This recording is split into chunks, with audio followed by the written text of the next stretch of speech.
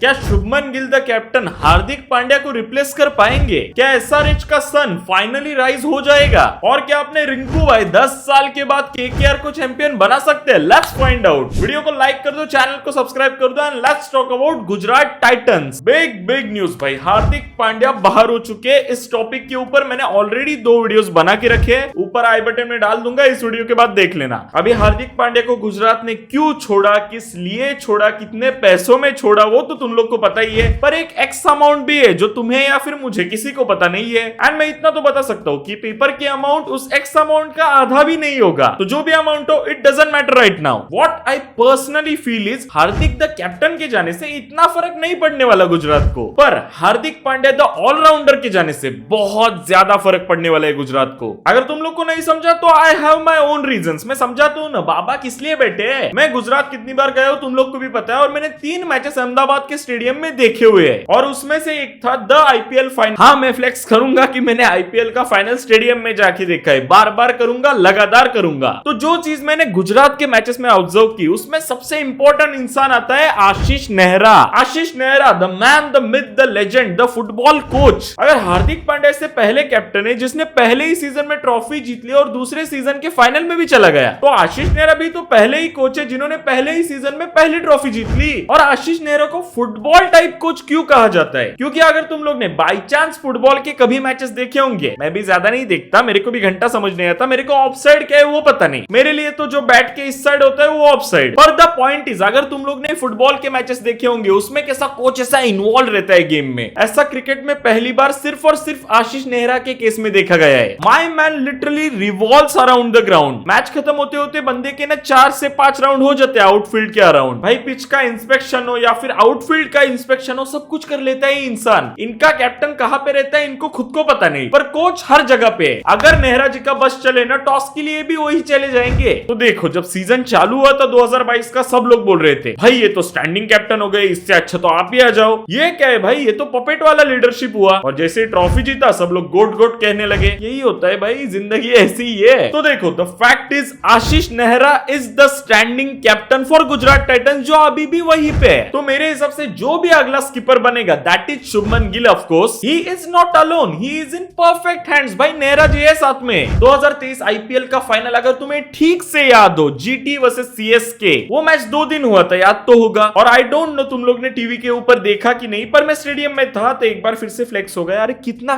Flex करेगा, चुप हो जा।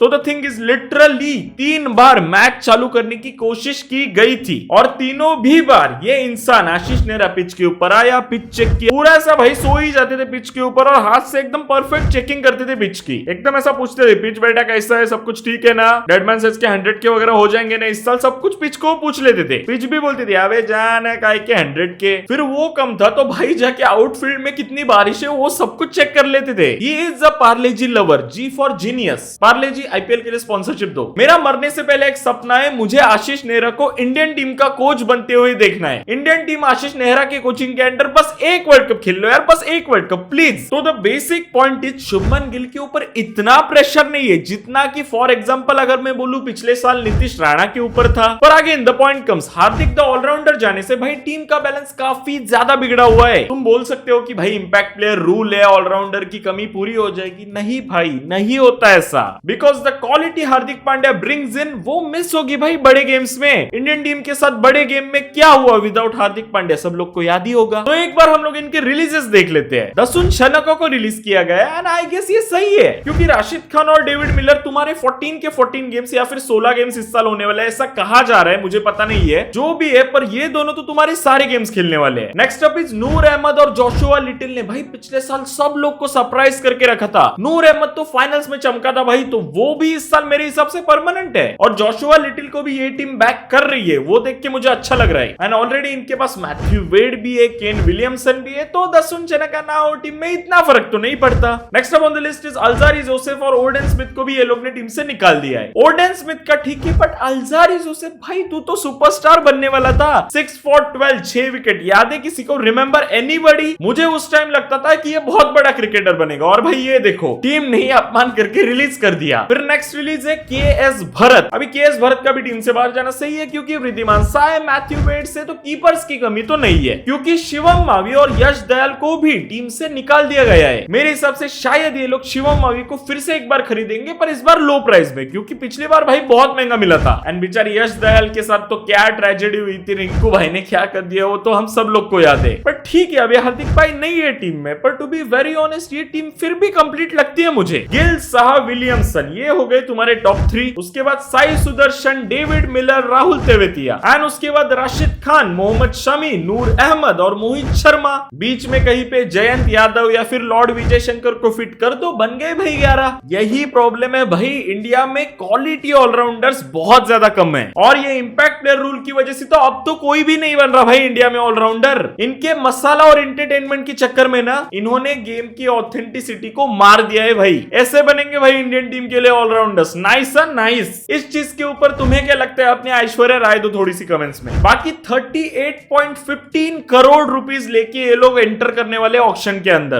Team with the highest purse in 2024, legit highest. तो वही वाला अपना फॉर्मूला है, जिसके ऊपर उंगली रखेंगे वो इनकी टीम में डायरेक्टली है भाई। इनसे कंपीट कोई नहीं कर सकता। एंड मे बी इनको अगर केन विलियमसन के ऊपर भरोसा ना हो या फिर वो अनअवेलेबल हो, तो भाई इनके पास तो बेहतरीन ऑप्शन है। ट्रेविस हेड है, रचिन रविंद्र है। सोच के देखो, जो हार्दिक भाई के ऑलराउंडर वाली कमी थी वो ये दो बंदे कवर अप कर सकते हैं। एंड मे बी ये लोग पैट कमिंस के ऊपर भी सोच सकते हैं, बिकॉज देखो एक तो सिंपल रीजन है, पैट कमिंस तो फायर बॉलर है ही, उसमें नो डाउट, पर वो बैटिंग डेप्थ भी तो बढ़ाएगा इनकी, ये भी तो सोच के देखो। हार्दिक भाई अगर बैटिंग ऑलराउंडर गए तो पैट कमिंस बॉलिंग ऑलराउंडर आ जाएगा, और अगर आशीष नेहरा कुछ बहुत क्रेजी करने की सोच रहे तो एंजेलो मैथ्यूज भी ऑप्शन पड़ा हुआ है, और अगर हार्दिक भाई के जैसा कोई इंडियन ऑलराउंडर चाहिए तो लॉर्ड शार्दुल ठाकुर भी तो है ऑप्शन में। देखो केदार जाधव के ऊपर भी सोच सकते हो, मैं हंस नहीं रहा, ये तुम्हारी गंदी सोच है। तो अगर मैं फाइनल कंक्लूजन के ऊपर आऊं, हार्दिक के जाने से हल्का सा लॉस तो हुआ है गुजरात टाइटंस को, but they have the highest fund, तो रिकवरी तो भाई पैसों से ही होती है, तो फिर कर लो। बाकी गुजरात फैंस तुम लोग कमेंट्स में बताओ कि गुजरात किसको किसको खरीद सकती है, क्या तुम्हें लगता है किसको खरीदना चाहिए, कमेंट्स में बता दो। Next up on the list is Sunrisers Hyderabad, 34 crore rupees budget. 34 crore rupees मतलब बहुत सारे पैसे। मेरे को खाली 50 लाख दे दो, मैं ये सब छोड़ के रिटायर हो जाऊंगा। अरे क्या रिकॉर्ड करे, कैमरा बंद कर। 34 करोड़ रुपए कैसे आ गए सनराइजर्स हैदराबाद के पास, यही सोच रहे हो ना। Harry Brook the only reason. मैं टू बी ऑनेस्ट इस टीम के ऊपर ज्यादा टाइम नहीं बोलने वाला, क्योंकि there is a reason. David Warner, Rashid Khan और केन विलियमसन, इनके बाद सनराइजर्स पूरी फीकी फीकी बन गई यार। तुम अगर मुंबई इंडियंस से रोहित शर्मा, सूर्य कुमार यादव, जसप्रीत बुमराह सबको निकाल दोगे, सीएसके से एमएसडी या फिर जडेजा को निकाल दोगे, या फिर आरसीबी से विराट कोहली और सिराज को ही निकाल दोगे, फिर तुम्हारी टीम का बैलेंस कैसे तितर बितर हो जाएगा। Exactly that's Sunrisers Hyderabad from last 2 years. और ऐसा भी नहीं है भाई कि खेमे में टैलेंट की या फिर लीडरशिप की कमी है। तुम्हारी बैटिंग संभालने के लिए बैठे ब्रायन लारा, ये बंदा गोट का गोट है बैटिंग लेवल में, तुम सब लोग को पता है, वेटरन है भाई बैटिंग का ये। बॉलिंग में तुम्हारे पास बैठा है बॉलर जिसने टेस्ट में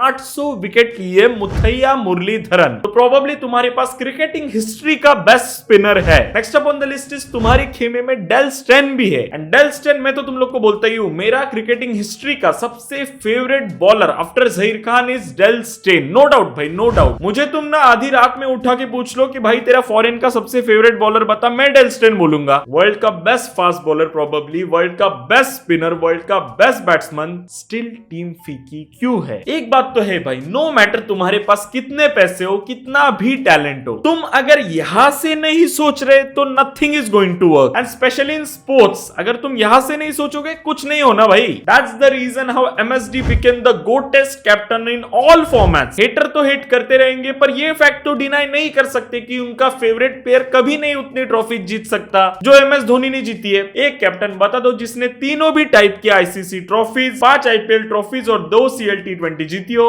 मैं अभी रेजिग्नेशन लेटर देके ना चैनल ही डिलीट कर देता हूं। ये इंसान कभी नहीं सोचता कि मेरी टीम पेपर के ऊपर कैसी दिख रही है या फिर मेरे पर्स में कितने पैसे, कुछ नहीं भाई। 2016 और 17 में टीम ही नहीं थी, 2018 में वापस आके ट्रॉफी जीत ली। 2021 एकदम खराब सीजन गया, 2021 में ट्रॉफी जीत ली। 2022 एकदम खराब गया, कमबैक इन 2023 फिर से ट्रॉफी जीत ली। This is what you call planning and execution, और यही एग्जैक्टली मिसिंग है एसआरएच में। मेरे हिसाब से the owners of team should only encourage the team and not interfere in the team. मैं जेन्युइनली चाहता हूँ SRH to do good in this years IPL। Because देखो मुंबई इंडियंस और CSK तो भाई अपने रेस में लगे हुए हैं, उनका अलग ही ट्रैक के ऊपर रेस चल रहा है। कोई अगर इनसे कम्पीट कर सकता है तो वो है SRH और KKR। अगर ये दोनों नहीं जीतेंगे तो ये कंपटीशन डाइल्यूट हो जाएगा। इस साल अगर फिर से CSK या फिर MI जीतती है ना तो फिर भाई इस कंपटीशन की कोई वैल्यू नहीं है। मैं तो बोलता हूँ फिर तो बायलैटरल्स ही करा दो CSK वर्सेस MI, या फिर से तुम्हें मेगा ऑक्शंस कराने पड़ेंगे, और वो करा के भी कुछ नहीं होने वाला। ये लोग तो फिर से ट्रॉफी जीतेंगे। तो चलो लेट्स स्टॉप रोस्टिंग और इनके रिलीजेस देखते हैं। हैरी ब्रुक को रिलीज कर दिया and according to me that's a perfect release. Perfect भाई। द इंपॉर्टेंट फैक्टर इज तुम्हारे बहुत सारे पैसे बच रहे हैं and the main thing is वो दूसरी टीम में जाके अच्छा भी कर सकता है। वो प्लेयर बुरा नहीं है, वो तुम्हारी टीम में कभी फिट ही नहीं हो रहा था, वो तुम्हारी टीम के एनवायरमेंट के लिए बना ही नहीं था भाई। उसने सेंचुरी भी मारी थी, I won't deny that fact, but even after that 100 ना भाई वो तुम्हारी टीम के लिए बना ही नहीं था। बट स्टिल 11 तो इनकी भी बन रही है भाई। अभिषेक शर्मा, मयंक अग्रवाल और Rahul Tripathi. Actually real sale के टाइम में मैं त्रिपाठी बोल रहा था और मेरे से हो नहीं रहा था, तो इसलिए अभी 3 हिस्सों में किया है मैंने। डेडमैन बाबा फॉर अ रीजन। पर द पॉइंट इज 3 इंडियंस है तुम्हारे टॉप 3 में। अगर तुम्हारे टॉप 3 में 3 इंडियंस है, ये लग्जरी अगर तुम्हारी टीम के पास है तो तुम 50% टेस्ट ऑलरेडी पास कर गए हो भाई। तो your team is already doing good. फिर अगले 3 इनके आते हैं Aiden Markram, Heinrich Klaasen, Glenn Phillips. Crazy fire power. इन तीनों की बैटिंग के बारे में कुछ डाउट नहीं है, पूरे दुनिया को पता है। पर ईडन मार्क्रम भी बॉलिंग करता है, अफ्रीका के लिए रोज करता है, तुम भी तो करा सकते हो। और क्लासन को सीधा विकेट कीपर बना दो, उसके पीछे मत लगो। और ग्लेन फिलिप्स को बॉलिंग दो भाई, उसको 2-3 ओवर हर मैच में कराओ अनलेस विकेट्स ना गए हो। भाई इस साल जो वर्ल्ड कप हुआ था उसमें ग्लेन फिलिप्स टॉप ऑर्डर के बैट्समैन की विकेट ले रहा था। इस साल अगर SRH ग्लेन फिलिप्स को बॉलिंग नहीं देती तो ये लोग भाई गधे हैं। Aiden Markram, Glenn Phillips, 2 surprise bowling changes है तुम्हारे पास। सामने वाले अपोजिशन को कोई आइडिया नहीं है कि तुम ये सरप्राइज अटैक भी ला सकते हो। ऑब्वियसली अटैक करने जाएंगे, 2 छक्के पड़ भी जाए तीसरी बॉल के ऊपर तो विकेट ले सकते हो। फिर इनके नेक्स्ट 3 आते हैं मार्को एंसन, वॉशिंगटन सुंदर और भुवनेश्वर कुमार, और 3 ऑलराउंडर्स। ये है बॉलिंग ऑलराउंडर्स। पर फिर भी तुम्हारी बैटिंग डेप्थ बढ़ा देते हैं ये। तो अगर समझो लास्ट की कुछ 10 बॉलों में 20-25 रन चाहिए, ये बना सकते हैं ना भाई। तो इसकी वजह से क्या होता है, तुम्हारे टॉप 6 अटैक कर सकते हैं भाई। फायर पावर यूज करो ठीक से। सब कुछ है सनराइजर्स वालों तुम्हारे पास, तुम यूज नहीं कर रहे हो। एंड लास्ट में टी नटराजन और उमरान मलिक, चैंपियन टीम है भाई ये। बस एग्जीक्यूशन और प्लानिंग की कमी है, वो अगर सुधार लोगे तो भाई ट्रॉफी तो तुम लोग की है। और इस टीम के पास जो प्री ऑक्शन पावर है, जो इनके ओनर्स को शायद नहीं दिख रही, जो मुझे दिख रही है और मैं तुम्हें बताना चाहूंगा, this team is the only team with highest purse and a lot of allrounders. इनके टीम के पास पैसे भी ज्यादा है और इनको ऑलराउंडर्स ज्यादा लेने की जरूरत तो है नहीं, तो ये स्पेशलिस्ट के लिए जा सकते हैं। क्वालिटी के ऊपर कॉम्प्रोमाइज करने की कोई जरूरत नहीं है। They can go for Mitchell Starc या फिर पैट कमिंस या फिर लॉकी फर्ग्यूसन या फिर रायली रूसो, टॉम बैंटन, रैसी वैंडरडूसे या फिर ट्रेविस हेड और रचिन रविंद्र ले तो और क्रेजी सीन हो जाएगा, क्योंकि वो दोनों भी बॉलिंग कर सकते हैं। फिर तो भाई वाटी लग जाएगी। तो यार आई जस्ट वांट टू से कि SRH वालों थोड़ी सी कुछ तो कमी है, वो देख लो, सुधार लो, तुम्हारी टीम भी है चैंपियन बनने लायक। Now let's talk about KKR, king Khan की टीम। ये पहली टीम है जिसके ओनर की टीम से ज्यादा चर्चे होते हैं, पर टू बी ऑनेस्ट पिछले 2 साल KKR के लिए अच्छे नहीं गए। 2023 में नंबर 7 पे, 2022 में भी नंबर 7 पे। Thala for reason, respect Thala, joke था ये। But last year they discovered something, हीरा मिला है उनको। हीरा ऑलरेडी उनके पास था, पर पिछले साल वो चमका है। My man Rinku Singh. सबसे पहले तो प्राइस बढ़ाओ इसकी और सैलरी बढ़ाओ। ये जो चवन्नी देके रखा है ना, बंद कर दो इसको, टैलेंट की वैल्यू करो, इसको पैसा दो। और अगेन द पॉइंट कम्स, एक प्लेयर तुम्हें ट्रॉफी कभी नहीं जिता सकता, वरना टीम गेम क्यों होता है ना, बैडमिंटन ही खेल लेते सोलो। और इस टीम के पास 32.7 करोड़। अगेन बहुत सारे पैसे। आज इस वीडियो में पैसे ही पैसे, बस 2 गरीब है, एक डेडमैन सेज और तू तेरे से बात कर रहा हूं मैं, जो मोबाइल के उस साइड है ना, तेरे से बात कर रहा हूं मैं, आंखों में आंखें डाल के। तो चलो बात करते हैं इनके रिलीजेस के बारे में। शार्दुल ठाकुर, लॉक्यू फर्ग्यूसन, उमेश यादव और टीम साउदी। मतलब इन सिंपल बॉलिंग को पूरा फ्लश आउट कर दिया है। तो ये लोग भी आरसीबी के साथ बॉलर्स के पीछे पड़ने वाले हैं। बॉलिंग के टाइम आरसीबी और इनके बीच बहुत बार भसड़ मचने वाली है, trust me. Next up on the list Shakib Al Hasan, Litton Das और डेविड वीजे। आई मीन देखो, इनके पास रामानुल्लाह गुरबाज है जो विकेट कीपिंग और फायर बैटिंग और ओपनिंग का काम करते हैं, तो लिटन दास का टीम से बाहर जाना मेक सेंस, परफेक्ट। पर अभी शकीब अल हसन को क्यों टीम से निकाला गया है? सबसे पहले तो एज ज्यादा है, ये एक वैलिड रीजन है। सेकंड रीजन आता है कि रसल और नारायण ऑलरेडी टीम में, तो खिलाओगे कहां पे? Make sense. और एक रीजन आता है कि पिछले साल ऐसा कुछ याद करने लायक तो नहीं किया था, तो ये भी एक रीजन हो सकता है। या फिर इस साल जो टाइम आउट वाला सीन हुआ था एंजेलो मैथ्यूज के साथ, उसकी वजह से तुम्हें क्या रीजन लगता है? कमेंट्स में बताओ। तो चलो फिर क्या इनकी भी प्लेइंग 11 बनती है, चेक कर लेते हैं। रामनुल्ला गुरबाज, वेंकटेश अय्यर, श्रेयस अय्यर, नीतीश राणा, टॉप 4 तो परफेक्ट लग रहे हैं। फिर आएंगे रिंकू, रसल और नारायण। प्लीज भाई वो नारायण को ओपनिंग में भेजने का एक्सपेरिमेंट बंद कर दो, वो एक्सपेरिमेंट से ट्रॉफी नहीं आने वाली। और फिर आते हैं वरुण चक्रवर्ती। अभी तुम मे भी सोच रहे हो कि मैं रुक क्यों गया, क्योंकि टीम यहीं पे खत्म हो जाती है। Because that's it, fast bowler नहीं है इनके पास जो ऐसा कोई रिनोन्ड हो, ऐसा कोई नहीं है इनकी बाकी के स्क्वाड में। तो बात काफी ज्यादा सिंपल है, इनको भी फास्ट बॉलर्स खरीदने पड़ेंगे। और मैं अभी नाम नहीं लेने वाला, तुम लोग को तो याद है यार, वही लिस्ट है। Pat Cummins, Shardul Thakur, Umesh Yadav, Lockie Ferguson. एक मिनट ये चारों तो ऑलरेडी केकेआर के लिए खेल चुके हैं, तो मे भी इनके पास पैसे भी है, तो ये अपने ही बॉलर्स वापस अपने लिए खरीद सकते हैं। हो सकता है भाई, बाकी टीम देखती रह जाएंगे या अपने ही प्लेयर्स खरीदते रह जाएंगे। एंड अगर बात करूं स्पिनर्स की, तो आई डोंट थिंक ये लोग स्पिनर्स के पीछे भागने वाले हैं, क्योंकि इनके पास ऑलरेडी वरुण चक्रवर्ती है, द मिस्ट्री स्पिनर, उसके बाद सुनील नारायण आ जाते हैं, और वो एक और बॉलर था ना, वो नीरज चोपड़ा जैसे बाल, क्या नाम था उसका भाई? बाकी नीरज चोपड़ा, फुल रिस्पेक्ट, एक और गोल्ड लेके आओ, अब से ही हमें गोल्ड की और फर्स्ट प्राइज की उम्मीद रहती है। बाकी last thing I want to advice this team is, जैसे कि वो लोग वीडियो देख ही रहे हैं ना, पर फिर भी मेरा तो काम है। लास्ट 2 सीजन से ये लोग आंद्रे रसल को भाई बिल्कुल ठीक से यूटिलाइज नहीं कर रहे, इसलिए उसका परफॉर्मेंस बाहर नहीं निकल रहा। उसको 4 ओवर की बॉलिंग दे दो,